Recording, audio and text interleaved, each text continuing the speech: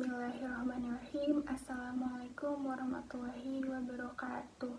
Kepada Ibu dosen yang terhormat, Ibu Nanden Liska Gipari M.Hum selaku dosen mata kuliah kewarganegaraan, saya Sunibil Kes dengan NIM 12480300148, mahasiswa sosiologi kelas 2E, izin untuk mempresentasikan mind mapping yang telah saya siapkan untuk memenuhi tugas daripada ujian tengah semester.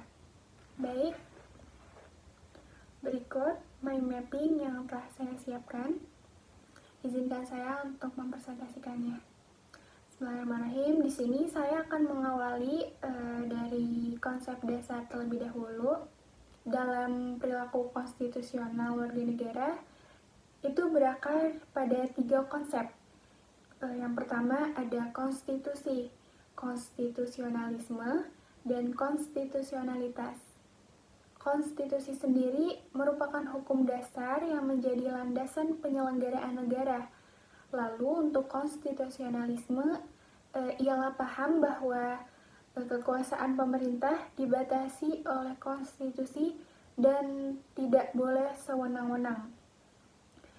Sedangkan konstitusionalitas menekankan bahwa segala kebijakan dan tindakan negara harus sesuai dengan nilai dan norma yang terkandung dalam konstitusi tersebut. Baik, yang kedua ada warga negara.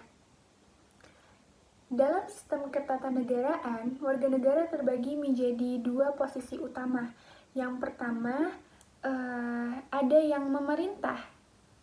Penyelenggaraan negara seperti eksekutif, legislatif, yudikatif, atau sederhananya yakni para pejabat.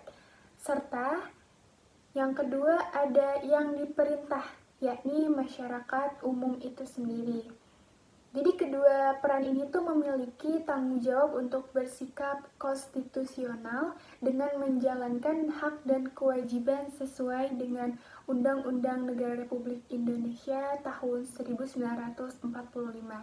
Selanjutnya, yang kedua ada perilaku daripada warga negara itu sendiri.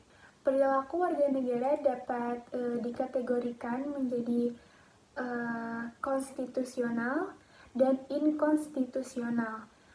Perilaku konstitusional itu tercermin dalam kepatuhan terhadap hukum, partisipasi aktif dalam demokrasi, dan penghargaan terhadap hak asasi manusia. Lalu sebaliknya, perilaku inkonstitusional adalah tindakan yang bertentangan dengan semangat daripada konstitusi itu sendiri.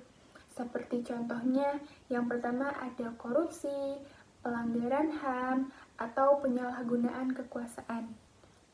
Lalu, yang keempat ada pentingnya perilaku konstitusional. Kenapa sih nilai konstitusional itu perlu kita terapkan dalam perilaku?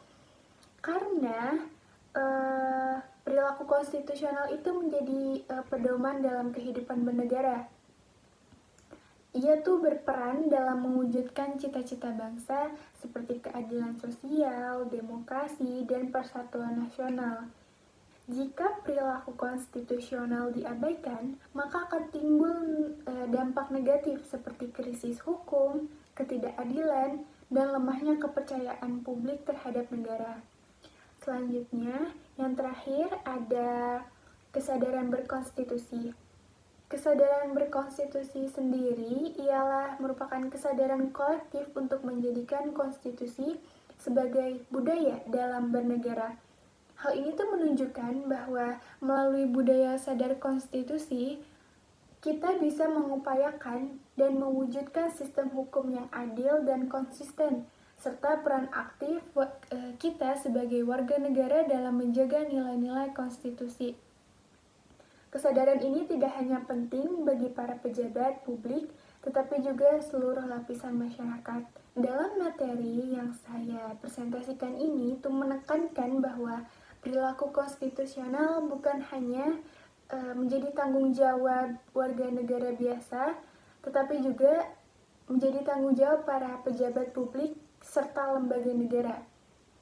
Ketika para penyelenggara negara melaksanakan tugas dan kewenangannya sesuai koridor konstitusi, maka kepercayaan publik dapat terjaga dan pemerintahan akan berjalan dengan legitimasi yang kuat.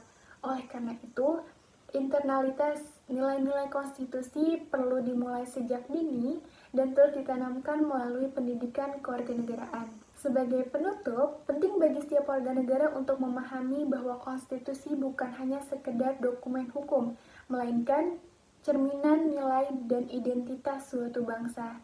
Dengan menjadikan Undang-Undang Negara Republik Indonesia tahun 1945 sebagai panduan dalam bertindak, maka masyarakat Indonesia dapat membangun kehidupan berbangsa dan bernegara yang adil,